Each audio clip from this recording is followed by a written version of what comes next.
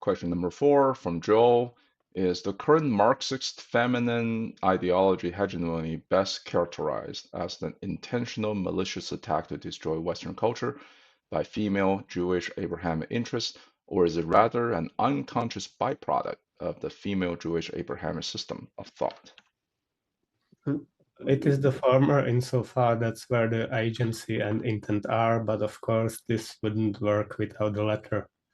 Every form of Abrahamism, including the ones you mentioned, works because it appeals to instinct of feminine and in general infantile brains, including evasion of responsibility, unaccountable influence or power, friend-enemy distinction, potential for undermining, false promise of freedom from outside nature, and blame of oppression for what are really consequences of these laws. Yeah, what Martin said. The way he phrased the question was quite clear, and I said it's not an either or proposition. It's both. It's an instinct that has a leadership that does it by intent. In other words, there's leadership that does it by intent. There's a bunch of people that do it through common interest, and there's a bunch of, and the majority of people just follow it because it satisfies their instincts. So it's basically both. We've seen it in, like I said, I mentioned Gramsci or whatever, and I think, what is his name? The guy drives me crazy on a regular basis because he's Lindsay. His exposition of this is worth listening to. He really does a good job of talking about how of the march to the institutions and this and that. He won't make the feminine Jewish connection, probably because he doesn't feel he needs to, or probably because it's feminine Jewish Abrahamic connection. Abrahamic Gnostics. What? It's the Hegelian Gnostics. Right. So he cast it as this Hegelian Gnostic stuff, but that's just his background, and I tend to go to the sciences, and he's somebody who's more fascinated by the literature, which is why, of course, he reads and understands and communicates this stuff. So his work is fine. On the other hand, if you just know that this is the socialist, the various what the hell is wrong with me? Instantiations of the Marxist process, you see that it doesn't matter which era or which version of the Abrahamic Marxist process that we're dealing with. There's always some group that's doing it by design intent, whether it be Marx or Lenin or Stalin or Mao or the Frankfurt School or the postmodernists or the what's their name, Frieden, and whatever her name is, the Jewish feminists. They've always done it by the top people do it on purpose because it fulfills their mission. There's some people that just following their cultural tradition. There's some people that are following the common interest. There's some people that are just instinctually adherent to it. And unfortunately, women are extremely vulnerable to promises of irresponsibility and safety, which is it's destructive as hell. But we've we've let the cat out of the bag. Now we've got to figure out what we're going to do about it. Now Pandora got, I don't remember, what was Pandora's punishment? Did she get anything? But the whole thing of women. She wasn't guilty. She didn't know what she was carrying. Right. So it's the same thing here. Is that we've let Pandora out of the box. So who's responsible? Pandora wasn't in the box. What?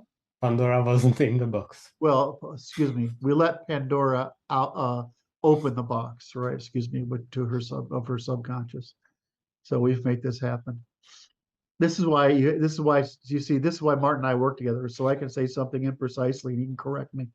But anyway, so I just view it as, well, it is what it is. We have to figure out how to deal with it. At least we understand what the origin of the problem is.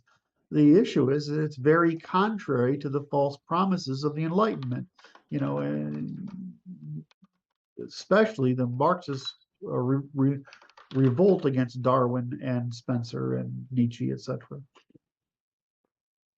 I can't remember the question now. Well, my question is the top there, the ones who instigated, do they think are they just following their instincts, thinking that they're doing good, or All they three of them. That's deliberately all three. think? It's everything. They have the instinct, they have the cultural tradition, and they have the intention. So yes, intention true, but it's an intention malicious in that they purposely said we're going to go do evil and destroy the civilization. Well, they think they're doing good, Okay, yeah, that's what I thought. right? It's just that their version of good is incompatible with our version of good. Well, it's not They compatible do with know fucking that. nature, the universe, the laws of the universe, the laws of nature, the behavior of mammals, in particular the behavior of humans. It's the antithesis of civilization. It's anti-civilization. I mean, you wonder why. It's just like what's going on in the Middle East has been going on forever.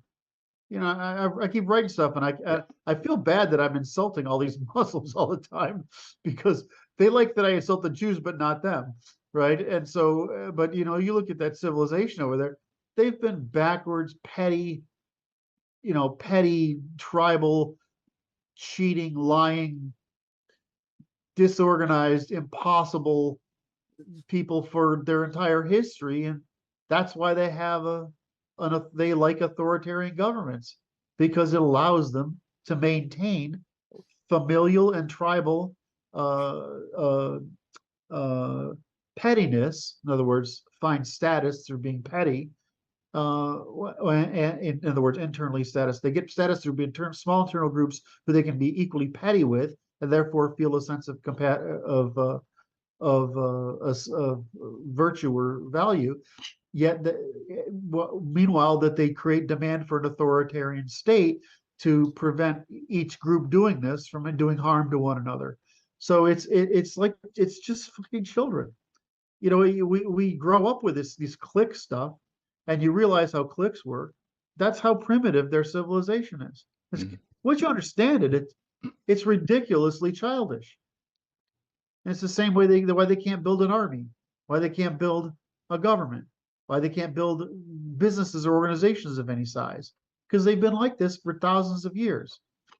Now, is the real problem, which is I was trying to point out yesterday, and because people kept asking me about it, is the problem is, well, 50% of the world over there is uneducated, and 50% of the population is below 85.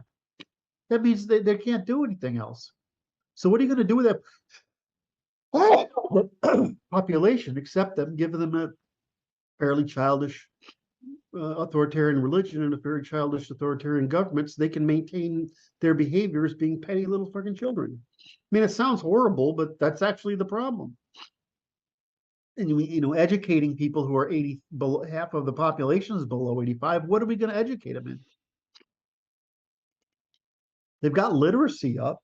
They got literacy up quite a bit, but if you look at their IQ scores, it's the same thing as we see in African Americans, is that they can do better in reading, but science and mathematics and science never catch up.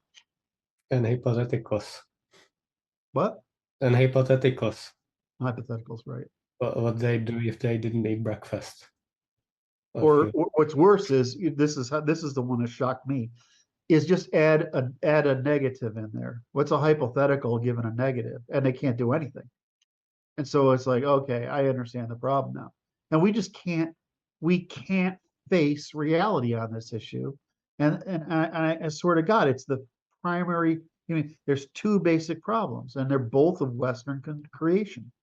Western or Western Jewish Marxist creation, and that's that you have to govern with the people you have. They need norms, traditions, values, institutions that suit their capacities, and that the difference between races and classes is profound. Now, the difference between Europeans and East Asians, that's a half a standard deviation, right? And we're already over the threshold, because what you really got to stay above 100, and if you want to be really good, you want to be over 105, and if you want to be perfect, you want to be over 115, right? So the problem is, once you get over 115, you start having problems getting janitors. right? So Well, that's and why we you do create evil. robots. What? That's why you create robots, Group janitors. rate. So you would ideally you'd like a population with at least 125. So, but when these people have populations, in Africa of 70, and that's just, we wrote about this again yesterday. I mean, 70 is a good round number to use for Africa because there's so many freaking variables. It's hard to, but in general, 70 is a pretty good one. More pessimistic ones are in 68 to 69, something like that. More optimistic ones are in a few points higher. If we go to African Americans, they're about 80, but the average African American is 25, almost 25% white. So you get these very different distributions, but we can't talk about it. So we can't solve the real problem because we keep lying about it. So keep lying about group differences. Then we start lying. Then after that, we start lying about sex differences. And we've created this network of lies that are making us literally, culturally, institutionally, economically fall apart because we have this false promise of equality, which is just absolutely counter to all the evidence. Francis, how does East Asian civilization view the equality issue? I mean, Which East Asians? yeah, okay. Well, Chinese and Japanese, Korean are different. I said it, and I'm like, that was a stupid thing, but I kept Well, going I'll anyway. tell you what the Chinese view is, and Okay. I don't personally subscribe to this view, but I mean I didn't realize this until another friend was talking to me about it.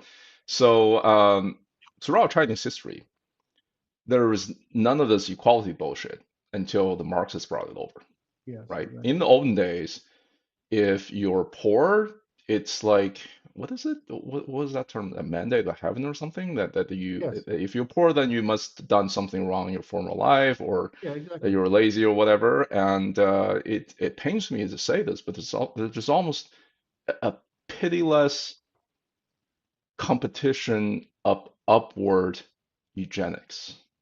Yes. So if Which you look works, at by the how way.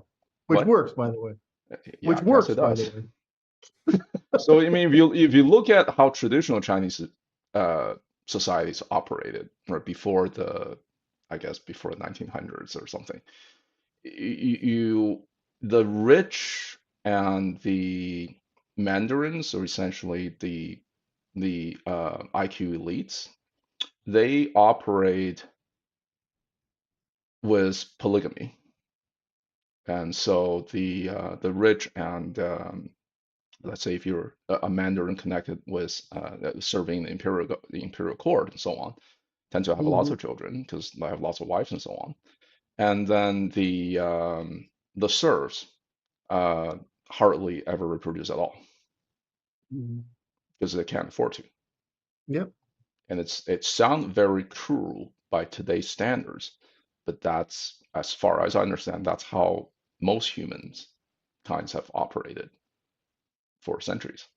Well, it's because they had to, because the food scarcity. Yeah. Right? We've reversed it. I mean, the data I've seen on China is they're going to lose the 5-point advantage by 2060. It's not That's good. because the one-child policy, and as people getting richer, they stop having children. Exactly. Take my generation, for example. So I was the product of a one-child generation, and Yeah, but you're awesome.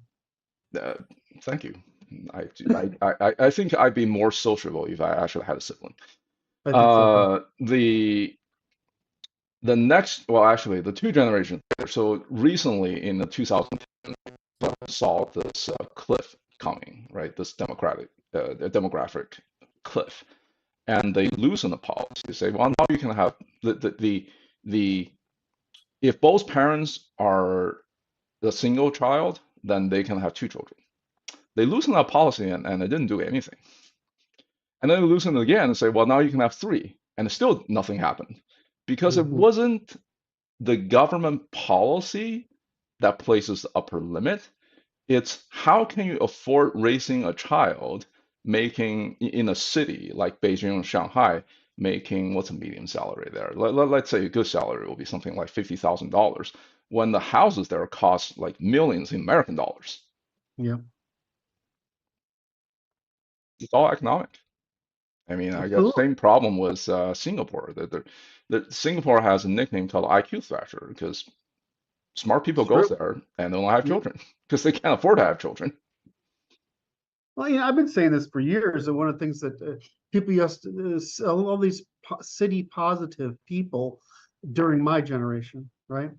And I was like, you know, I don't know what data you're looking at, but when I look at the data, cities are IQ sinks. Mhm. They go there to die. IQ goes to cities to die. In I other thought words, you were going to say vaginas go there to die.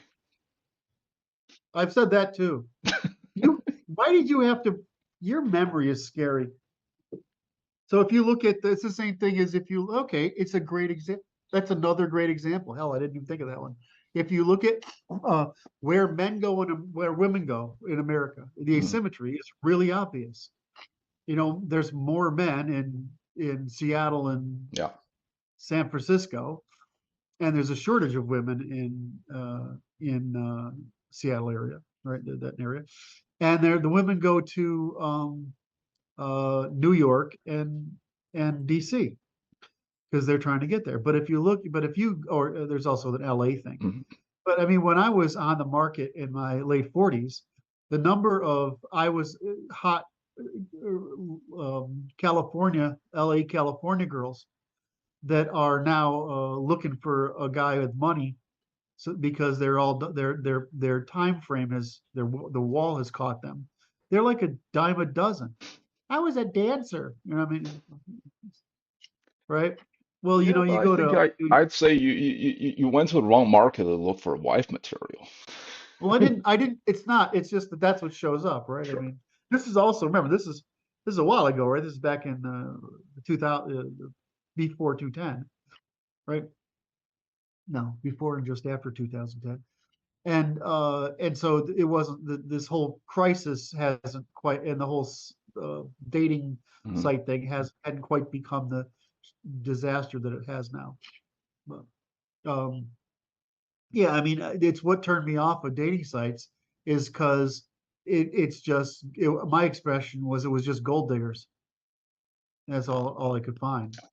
They were fun, but I mean, not interested. It was only meeting normal women in normal circumstances that turned out to be useful. All right, so anyway, the whole point I was trying to make is that just like you explaining, men are going for opportunity and women are going for marrying up, and so that's why you see women in L.A. and New York and D.C., and you see men in the places where you can have an economic advantage as a man. All right, so have we answered that question now thoroughly? Enough? Well, I'll just add that Chinese have a term for white chidlips, Zhou. Term for what? White chidlips, leftist. Oh, I see. All right. So that's all I got time for today. Can we wrap it up?